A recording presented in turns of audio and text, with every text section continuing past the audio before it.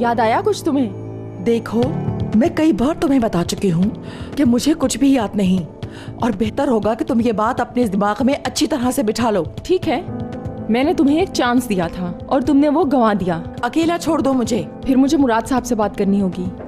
हाँ, हो सकता है मेरे साथ इस्मत जाए और जाकर अपने दूसरे भाई से मिले वो। बहरहाल हम अली से पूछेंगे उसने अपनी माँ से क्या बात की और क्या वो जानता है तुम्हारी बीमारी के बारे में। आस्तीन का सांप हो तुम।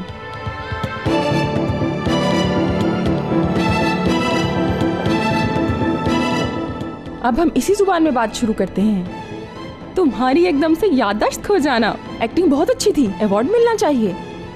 और तुमने क्या सोचा था कि मुराद साहब को बेवकूफ बनाओगी कुछ दिन और पैसे लेकर निकल जाओगी?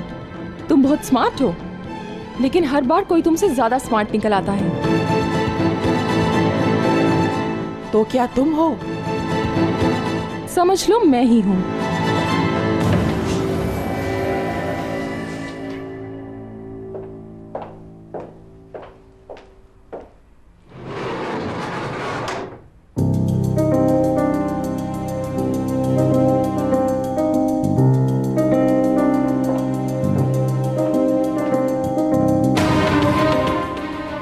मैं समझी नहीं, आप चाहते हैं कि मैं आपकी वालिदा की नर्स बनूं? हाँ। लेकिन क्यों? क्योंकि मैं दोबारा बेवकूफ़ नहीं बनना चाहता। मुझे उन पर भरोसा नहीं। बिल्कुल ठीक कहा आपने। बस मैं ये देखना चाहता हूँ कि तुम्हें वहाँ देखकर वो कैसा रिएक्ट करती है, और मुझे ये भी मालूम करना है कि उनकी याददाश्त है कि नहीं।